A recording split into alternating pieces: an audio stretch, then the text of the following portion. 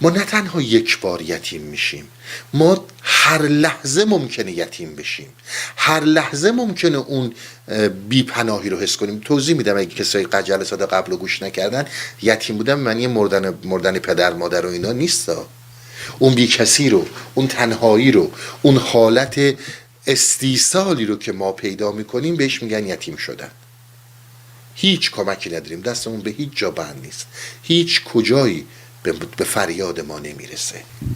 ما نسبت به این یتیم شدن واکنش هایی نشون میدیم. گفتم یه مبارز روشنایی میشیم و جنگجوی تاریکی میشیم، اما حالا ما به اینها یک واکنش هایی نشون میدیم. یعنی زمانی که من یتیم میشم، میرم در پشت یک سنگری قایم میشم که این سنگر میدان محیط امن منه. یعنی جنگیدن رو، مبارزه کردن رو اساساً پذیرا نمیشم. میگم آقا بهتر اینه که آسته برم آسته بیام، گربه شاخم نزنه. نمیخوام با چیزی درگیر باشم، در یک محیط امنی میخوام بمونم. وقتی که این کارو کردی یعنی اینکه انسان تا ابد کودک جاودانه میشی دیگه، تا آخر کودک میمونی، رشدی وجود نخواهد داشت. شما بسیار آدم ها رو میبینید از اینکه بخوان به دل مسائل برن، بخوان چیز یاد بگیرن، بخوان تغییری رو ایجاد کنن، میترسن. بر اینکه چون همه ما این یتیمی رو درک میکنیم.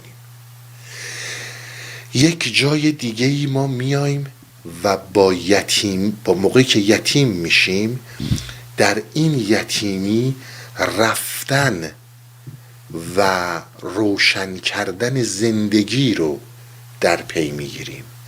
یک جایی میریم به جنگجوی تاریکی میرسیم. هر چیزهای متفاوتی داره، اگه خواستون خودتون در با یون میتونید مطالعه کنید.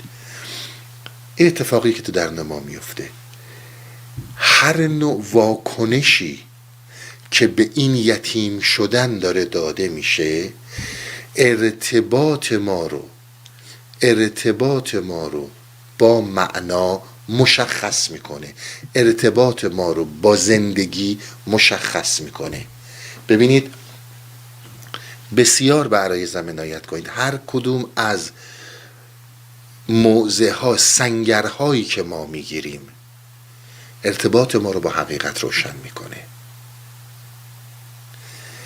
یعنی اگر من اومدم و این ارتباط رو برقرار کردم که در جای امن خودم بمونم، وقتی یه همچون حرکتی رو کردم یعنی من اساساً با زندگی کاری ندارم، من اصلا نمیخوام زندگی کنم که اکثریت ما همینیم.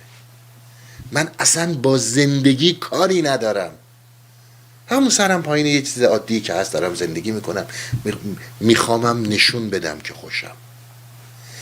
زمانی که میشم جنگجوی تاریکی، میخوام بر حقیقت زندگی توفق پیدا کنم، فائق بیام بر اینکه حقیقت زندگی رو برش مسلط شم. زمانی که میشم مبارز روشنایی، میفهمم که زندگی، که حقیقت چیزی نیست که بتونه به صورت یک جواب برای من مطرح شه. من مسلط بر حقیقت نمیشم، من میرم حقیقی میشم. واکنش های ما نسبت به این یتیم شدن خیلی چیزها رو روشن میکنه. شما در هر کدوم در خودمون باید نگاه کنیم زمانی که این اتفاق میفته ما چه نوع واکنشی به اینجا دادیم. چون ببینید درست جایی که ما واکنش نشون میدیم این کار عقل نیست، این کار قلبه. خوب توجه کنید، این کار واکنش ما واکنش قلبه. شما کودک رو نماد، یعنی کودک رو به طور کلی در خونه قلب ببینید. این همه که ما صحبت میکردیم دلا نزد کسی بنشین که از دل خبر دارد، اینا الان توضیحات دیگه ای دارم راجع به اینا میدم. اون واکنش اون کودکه، چون قلب ما محل اتصال این نوع واکنش هاست، نه عقل ما. بسیار این نکته مهمه. ببینید اینها رو با هیچ عقل و لاجیکی نمیشه توضیح داد. شما میبینید بدترین یتیمی ها بر سر انسان های اومده، فوق‌العاده اینها مبارزات قوی در روشنایی داشتن و در روشنبینی داشتن. و میبینید کسانی هستن که یک بار یتیم شدن، رفتن یه گوشه نشستن گفتن آقا ما تسلیمیم، کاری نداریم، یا برعکس مبارزه تاریکی شدن. اینها همش کار اون قلبه. یعنی چی؟ یعنی زمانی که شما روی این کودک، روی این قلب دارید کار میکنید، خیلی توجه کنید، اینا اگر بفهمید تمام سوالای زندگیتون رو جواب میده.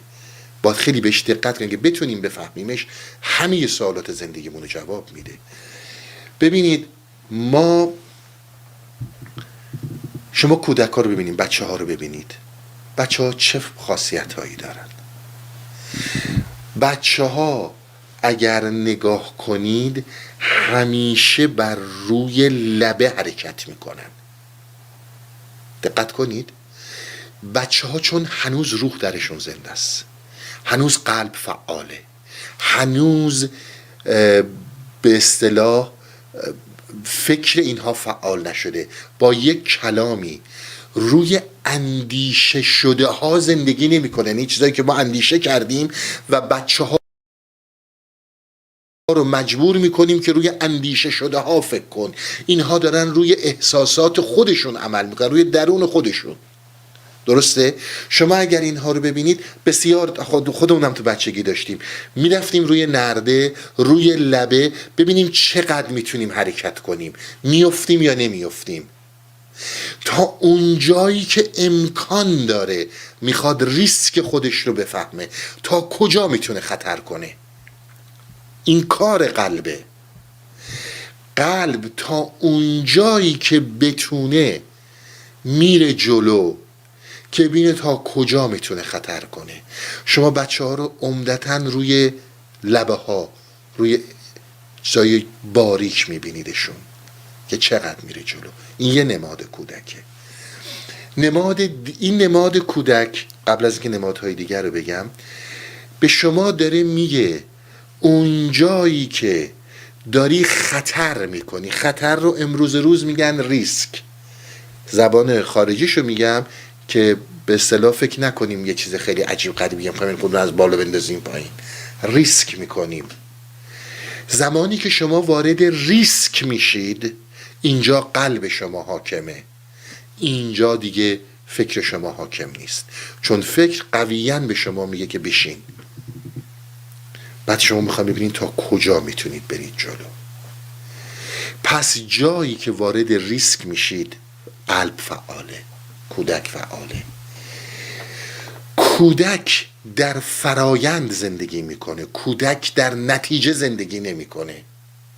یعنی چی؟ یعنی شما بارها و بارها دیدید به بچه ها میگی که بابا تو این ظهر گرمای تابستون، حالا اون موقع های ایران که گرماهای تابستون، از ظهر تا حالا گرما زده میشی زیر آفتاب، 10 تا دارن با هم بازی میکنن، خسته میشن؟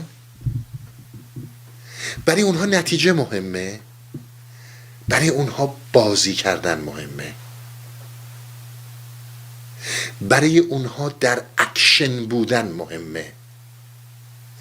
جایی که توی انسانی زمانی که در اسارت فکر میفتی، از نتیجه خارج میشی و فرایند برات مهمه، فقط اون پروسس برات مهمه، ریزالت رو کاری بهش نداری، میخوای تجربهش کنی، کار قلبه. وقتی که اینها در اتفاق میفته، این ساین ها، این نمونه ها رو داشته باش. ما در زندگیمون وقتی که میایم روی اندیشه شده ها زندگی میکنیم به ما یاد میدن که همیشه ببین نتیجه داستان چیه.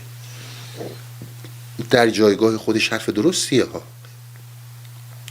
شما اگر از این اندیشه شده ها استفاده نکنید، از تجربه ها استفاده نکنید، از نتیجه ها استفاده نکنید، هرگز از مقام شغلیتون 2 تا پله بالاتر نمیاید.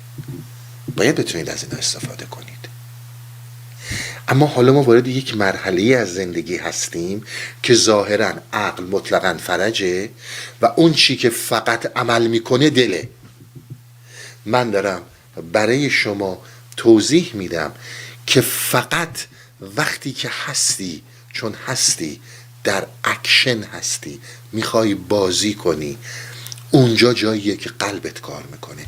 کسانی که میان در مسائل اسپریچوالیتی، میان در مسائلی که میخوان اینلایتد بشن، به قول ماها در عرفان خودمون وصل بشن، از اینجور چیزها، اینها متوجه یه موضوعی نیستن خیلی هاشون که عزیز من تو با عالم عقل اومدی تو این داستان، اینجا اصلا راه نمیتونی پیدا کنی. تو اومدی که به جایی برسی در صورتی که اینلایتد شدن، در صورتی که عارف شدن یک هدف و نتیجه نیست. عارف شدن سبکیه برای زندگی کردن، اینلایتد شدن سبکیه برای زندگی کردن، روشیه برای زندگی کردن. اون چیزی که تو رو میاره فقط و فقط دلته که میتونی جزوی از اکشن باشی، جزوی از بازی باشی. داری بازی میکنی چون داری بازی میکنی. اینها نمادهای بسیار مهمیه که ببینی کجا برای چی داری میری. توجه میکنین؟ یعنی شما عین اون بچه‌ای که فقط داره بازی میکنه و فقط میخواد بازی کنه، به چیز دیگه ای فکر نمیکنه، از این چه نتیجه‌ای براش در میاد فکر نمیکنه. اینها اونجاهاییه که شما دارید میرید سمت قلب، نمیایید سمت عقل جزوی منظورمونه. شما میبینید که خیلی از آدم ها رو سالهای سال تو خیلی از این جریانات عرفانی هستن، نمیخواد بپذیره که من اومدم چون اومدم که بازی کنم، چون دلم کشیده، چون خواستم که باشم. میگه کی به چی میرسم؟ در مسیر بازی صدها روشنایی رو رسیده، ولی چون یک هدف و نتیجه این قایی رو ست کرده و گذاشته اونجا، فقط میخواد ببینه کی به اون میرسه. این آدم باید بدون واکنشی رو که نشون داده، یک واکنش نتیجه مداره، این به درد عارف نمیخوره. اون چیزی که به درد یک سالک میخوره اینه که با دل بیاد جلو، و دل یعنی همین این.